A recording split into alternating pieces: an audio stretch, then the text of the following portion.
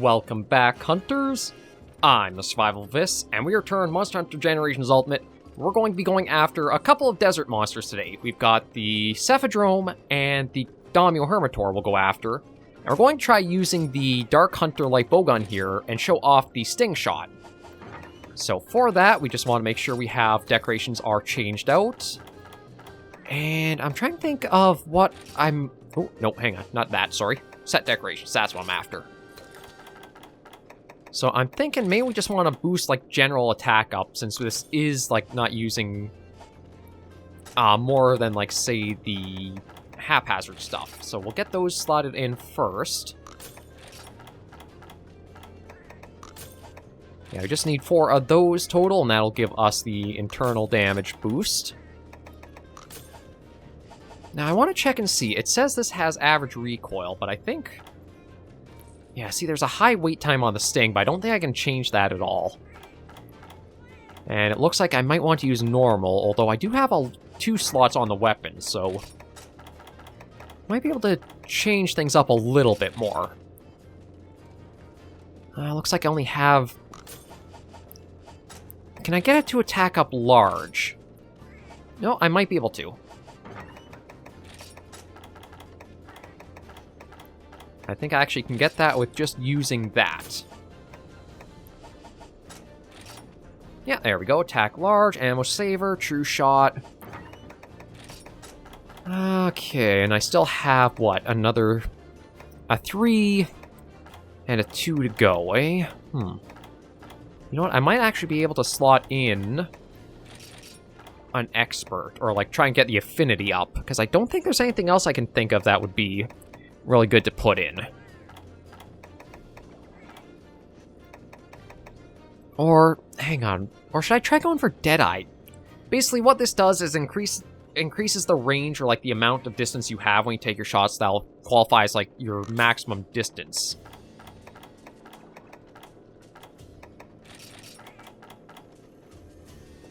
Yeah, I'm going to put those in, because they might actually be helpful for the long rapid fire we've got.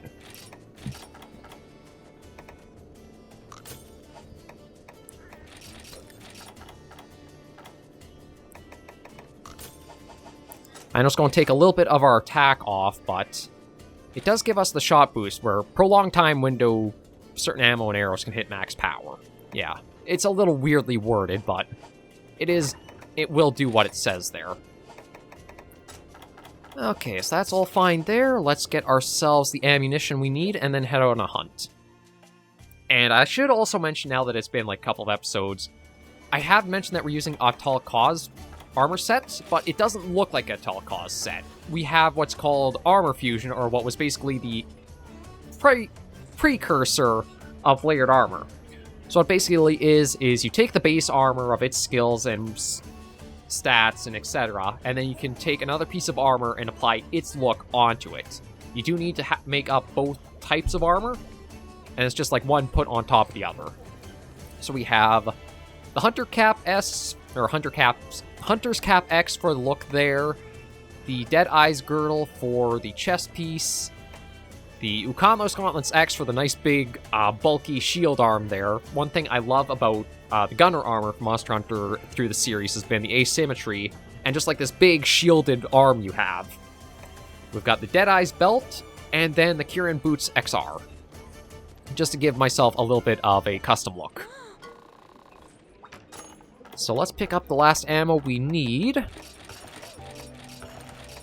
And I guess we'll take the pellet. We might show it off a little bit, but it's not really that good of a shot type. Yeah, that should be enough.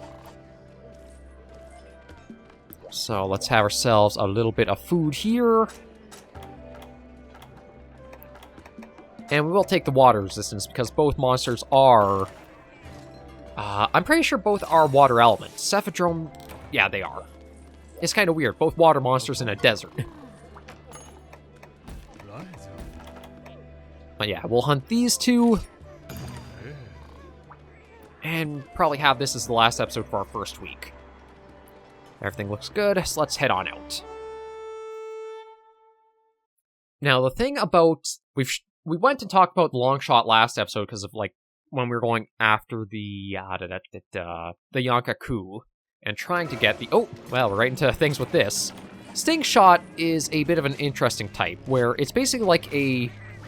It does do decent damage, but you have to be hitting the weakest point of a monster for it to really perform.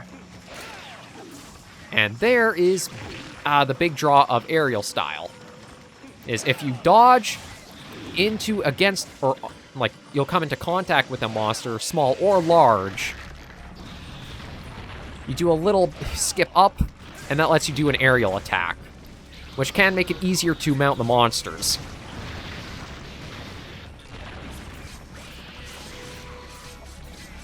And we'll just try to break... Well, I don't think we'll break the shell right now, but... yeah, it should be a good start to helping us out with it. And the big thing about taking this crab down is you want to try breaking that shell as much as you can. I think it has 2 part breaks total and then becomes like the weak spot. It's a little bit different than its cousin, Shogun Senator. I'm actually kind of surprised that I'm getting away with all these. No, there was the one I didn't get away with. But yeah, it doesn't count if it's a large or a small monster. You get the effect off both times with them. And then I believe what the blue represents for, like, our bar there, that's just the absolute readiness. We'll definitely be using in the episode again to go over that.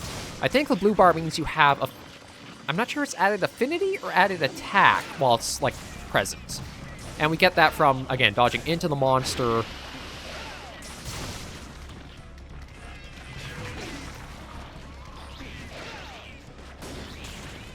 And I thought there was a way when you were using aerial style to shoot straight down. Or maybe I'm thinking of Rise.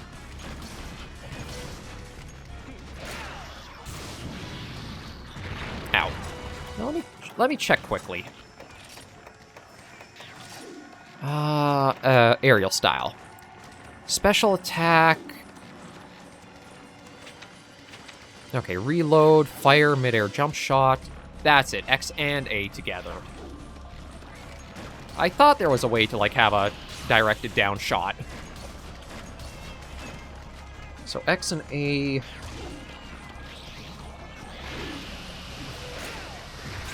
yeah, well, we need to get the bowgun loaded again. Oh, we can actually get 2 shots off midair. Although I think we can only get that off with, certain ammo types. Because I think rapid fire, with all the shots we would deal... yeah, we'll just use that to get across.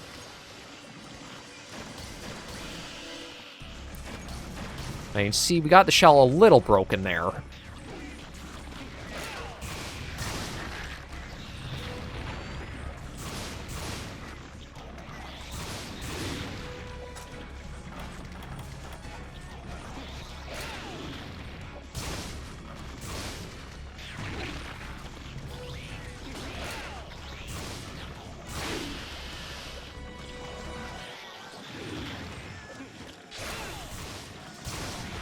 Oh, yeah, I think you do have a mounting bonus if you use aerial style.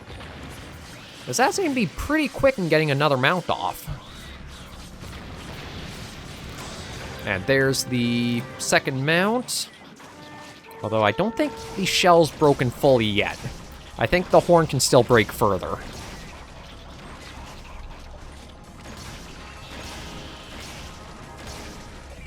But aerial style is more for goofing around than I would say you're getting, like, a lot of damage out with it. Nope. Managed to sneak out before the second shot. It can be fun to use and jump and dance around with, but it doesn't really perform numbers compared to, like, if you're just shooting regularly for the entire time.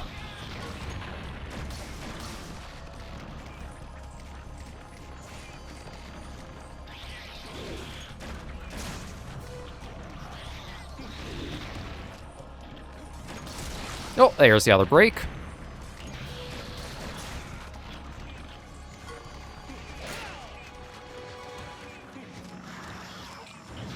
Yeah, we'll just use that to avoid any troubles there. I'll see if I can try to get all the part breaks on him. Might be a little tricky, because I don't know if we'll have the health to survive it all.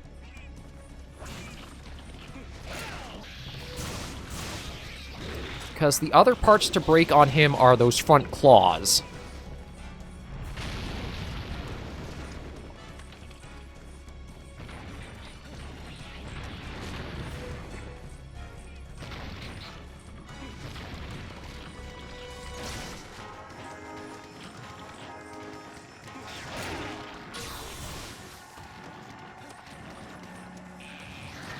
Yeah, let him do his little backup charge.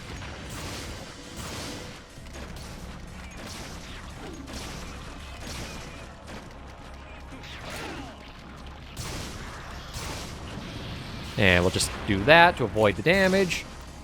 G rank, it almost becomes essential having, like, that escape out for some monsters.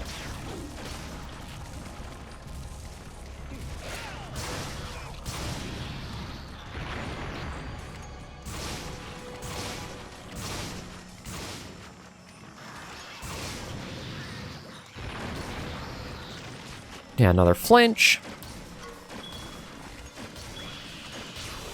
Okay, you know what? Let me see if maybe I can try using the long shot here.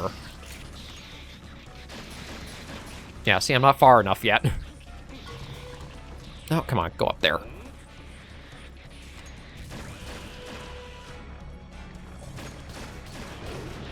It's really difficult to know, like, when you're in range for it, just because of how far of a distance you need to keep for it to actually proc off right.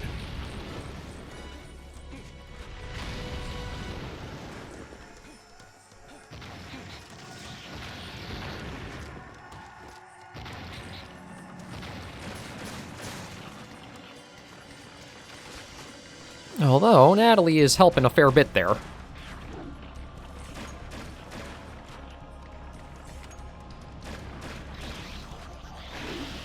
Oh crap, that's going to be like that.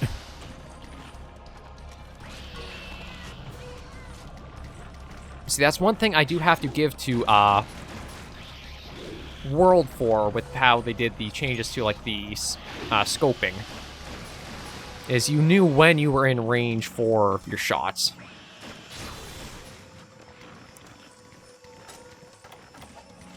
Yeah, maybe we'll go back to Sting and see if I can use that to get the part breaks. Because there is a full breakdown in the weapon controls for the bow guns of their internal ammo listed here.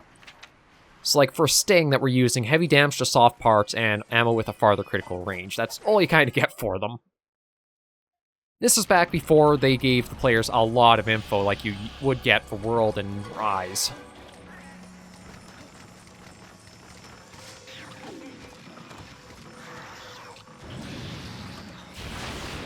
Yeah, be careful of that.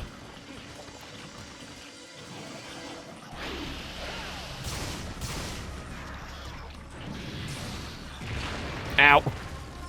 That's a problem with Sting, is it does make you have, like, a really long recoil on it.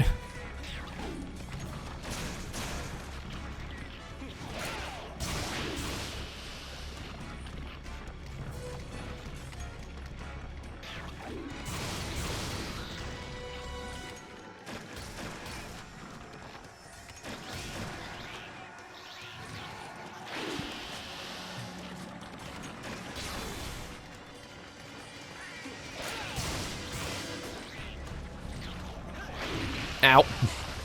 Dodged the wrong way on that one. Ah, stupid Kelby. Okay, let me go back to trying with the normal and see. Ow.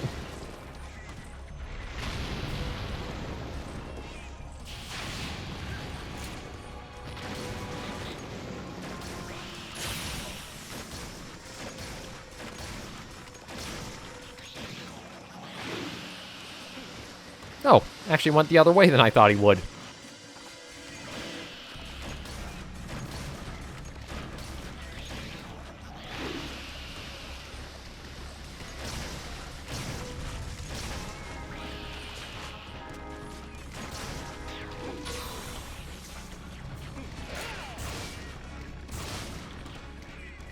Yeah, still has a fair bit of health, because he's not, like, limping and dragging the shell along yet. But we have gone through a fair bit of normal and sting on him. I think when we get to Cephadrome, that is when the sting ammo is going to show up. Ooh. Actually, here we go. This is a good chance to try using the long.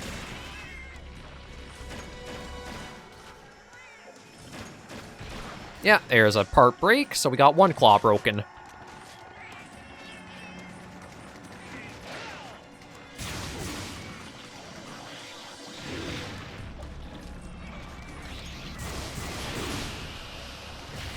Just going to use that to make sure we evade out of it.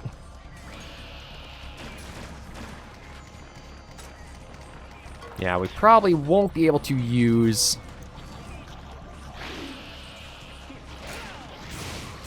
Oh, that's nice to see. Yeah, so he's not going to have all the water jets for a little while there.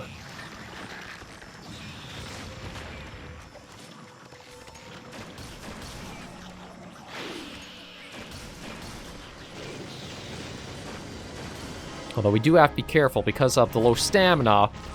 Yeah, he's going to try and succeed. Okay, let's get out of the pin. Come on. There we go.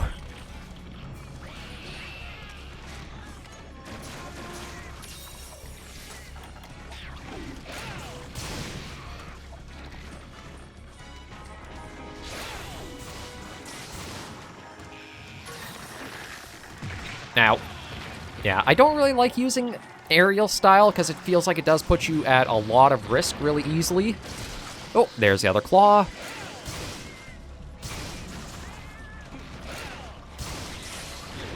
I can see for certain weapons it might be a lot of fun to use it, but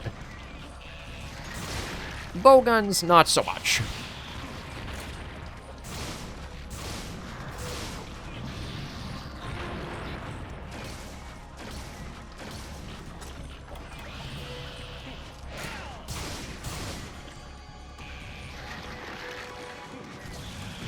Ow. Yeah, and with trying to use the sting shots because of the long recoil.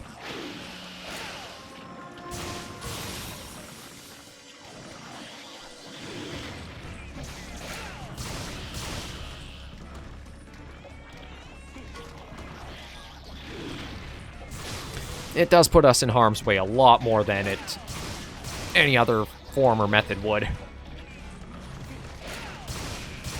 I mean, doesn't mean I can't still use it while we have it out, but...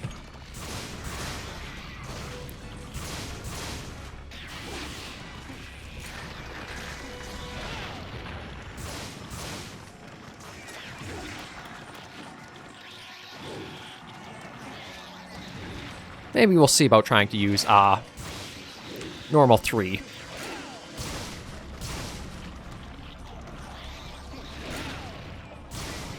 Oh, there's another mount, I think. Yeah. Yeah, he goes psycho if you get on his shell.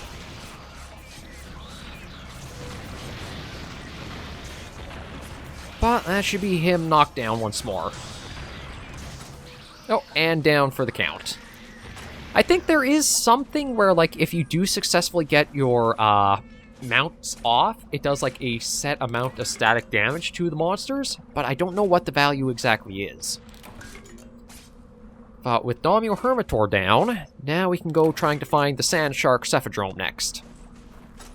And I think we'll have better luck with the Sting doing damage against them than it did for Daimyo. I might actually make up some more normal 2. I find it never hurts to have just like some extra combination material to make at least normal 2 on you. Generally, you'll want to keep some extra combination materials for whatever your main ammo type is, so if you're using the meta Pierce builds, you'll want to make more Pierce. If you have normal up and you're specializing in that, you want to use that, but I don't think there's anything too much to worry about. Just having a little something for helping extra isn't bad. And you know what, let's get some rations in to pop up our stamina at the top, and see about going after this next.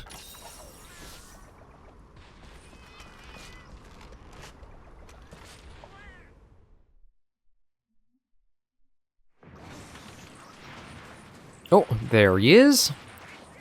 I don't know if he's sticking around, though. Oh, yeah, he is.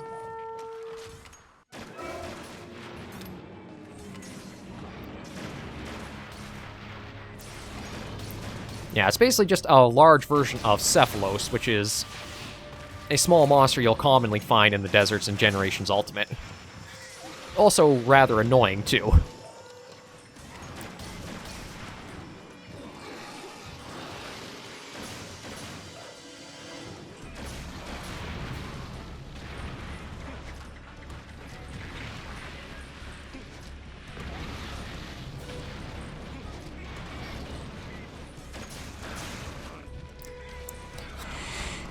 It's basically Sandy Plesioth in a way. Like, it's the same skeleton, a lot of the same moveset.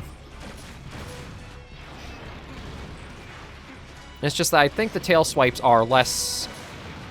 I should say, tail swipes and hip checks aren't quite as extraneous as Plesioths are.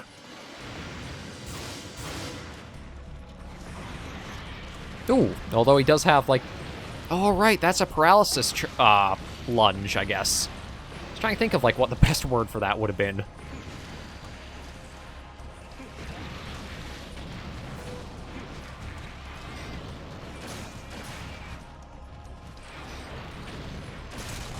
Oh, there's a part break. Nope, ow. Okay, yeah, so we're out of our sting shot, so we'll have to rely on normal 2.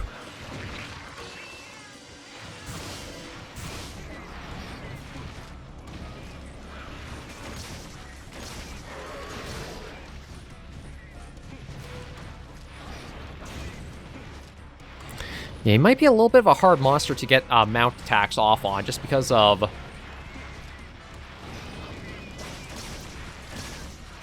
how hard it might be getting connections. Ow. Or getting basically, like...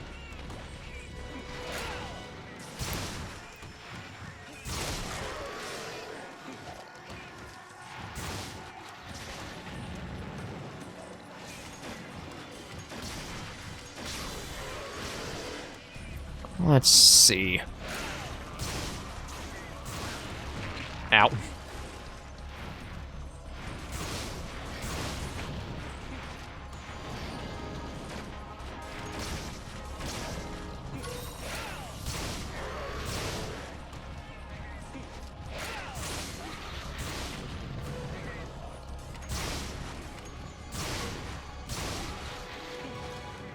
Nope, managed to dodge through that.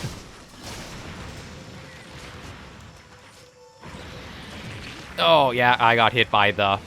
Come on, Natalie. Thank you.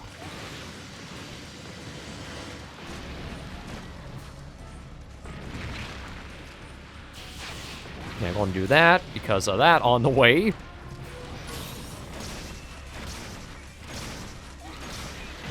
Oof. Yeah, the hip check does cover a fair bit of ground, so I need to be careful of that.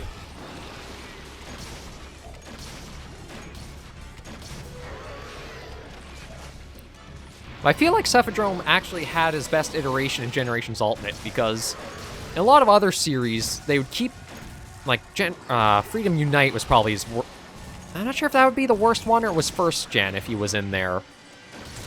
But a lot of times when it came to, like, fighting Cephadrome, it would just stay in the sand so often, and you wouldn't get a lot of chances to actually, like, do damage to it. Ooh. And there's a mount. Brace for this little dance. And stab away.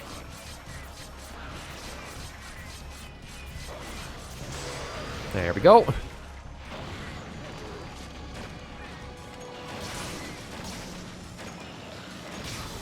Keep your head still. God, it's kind of hard. Oh, and of course the dang Daimyo. Or, not Daimyo, sorry, just the Hermitaur.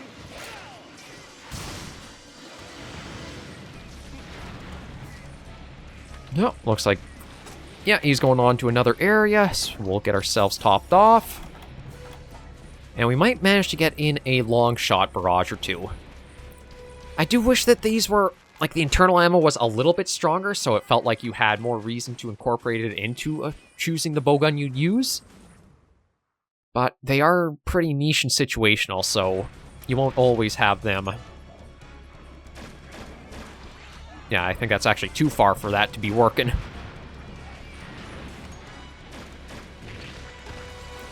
And then the other version of them, the Cephalos, or the little guys, are quite the nuisance.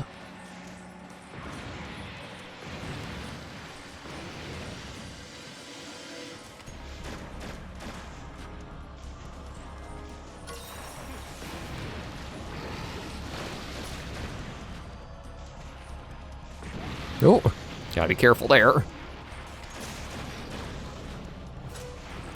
Yeah, I think we'll go... Oh, he's actually limping.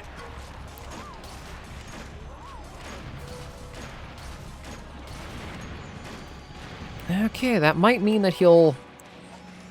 No, he's still going to be putting up a little bit of a fight still. Ow.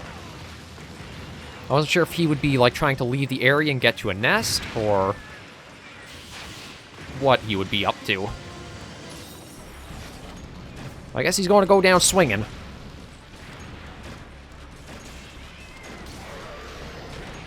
Ah, little Cephadrome bugger.